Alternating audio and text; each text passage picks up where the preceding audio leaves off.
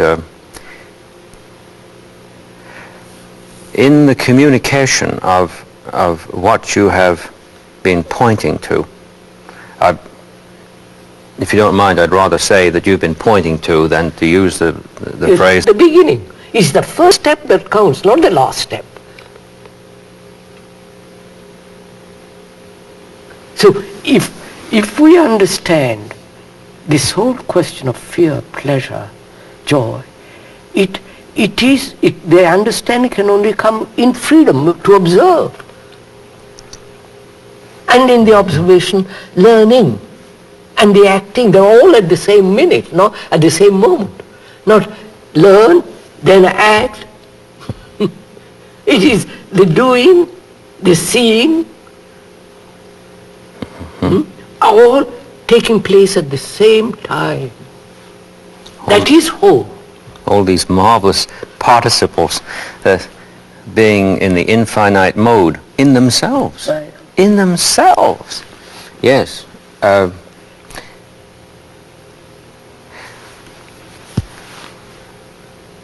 little while back, it occurred to me that if we paid attention to our language as well as to the flowers and the mountains and the clouds, Oh yes. the language, not only in terms of individual words, but words in context, so that we would refer then to what we call usage, would through perception, intelligence, disclose themselves completely. Right. We say, don't we, that one is pleased, one is joyed. But if we asked somebody, what have you been doing? And he said to us, I've been pleasing myself. We'd think that was a little odd. We wouldn't think it strange at all if you said, well, I've been enjoying myself. Yes. Now then we don't mind that. That's right.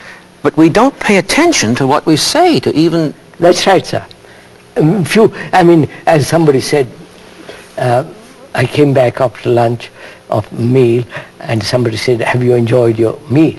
And there was a man there who said, we're not pigs to enjoy. Oh, good Lord. No, see? Yes, exactly. I suppose he must feel very righteous. What he denied himself during the meal. No, it is. So it's a question of attention, isn't it? Really? Yes. Mm-hmm. Question of attention. Whether you are eating or whether you are observing pleasure. Mm-hmm. The attention. That's a thing we have to go into very, very deeply. Mm-hmm. I don't know if there's time now.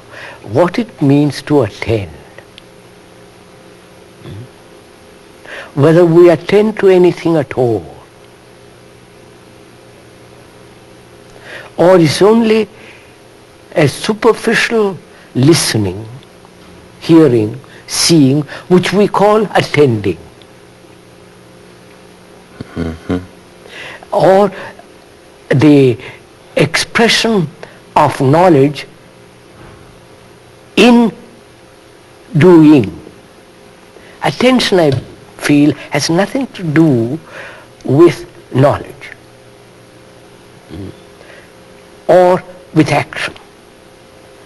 In the very attending is action. One has to go into this again question of what is action, because that's perhaps we can do it another day.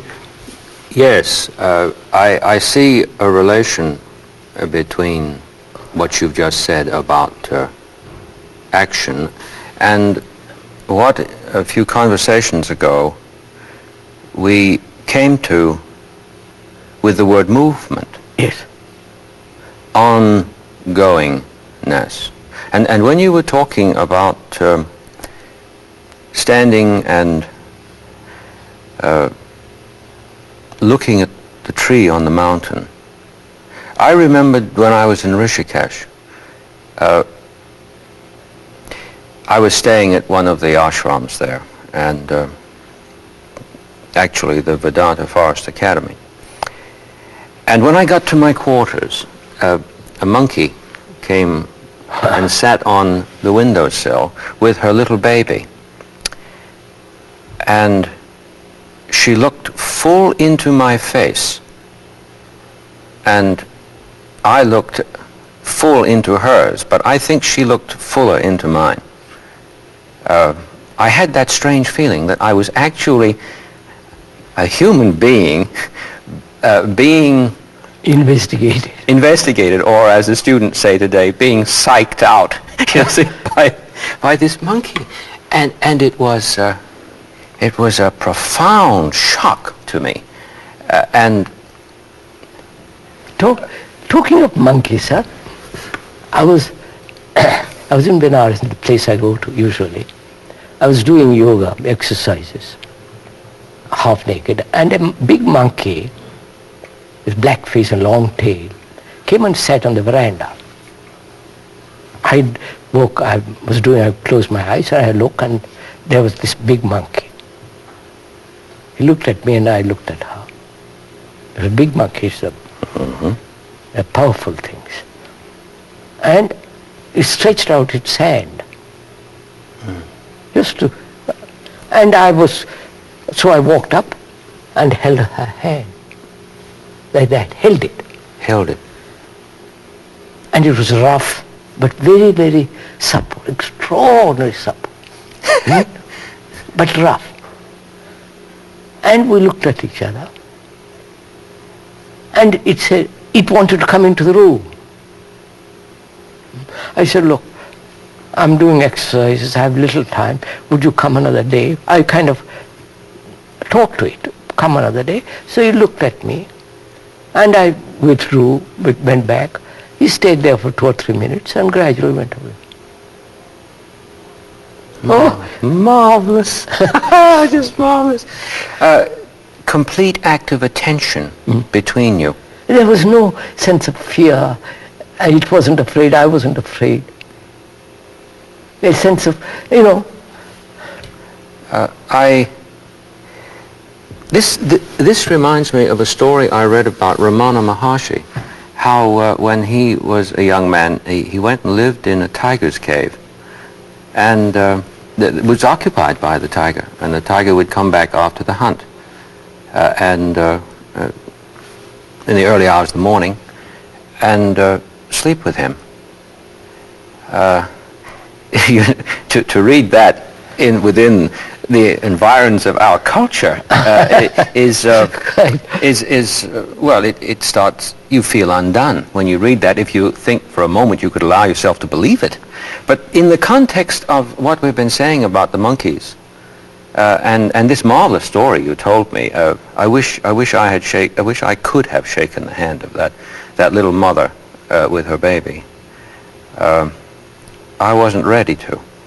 No, I think it was really, I don't know, there must have been a communication, there must have been a sense of friendship, without any antagonism, without any fear, without any, it looked at me, and I think attention is something not to be practiced, not to be cultivated. Go to a school to learn how to be attentive. That's what they do in this country and other places. Say, well, I don't know what attention is. I'm going to learn from somebody who will tell me how to get it. Then it's not attention. Speed reading, it's called. Speed, yes. 1,000 words a minute. Yes.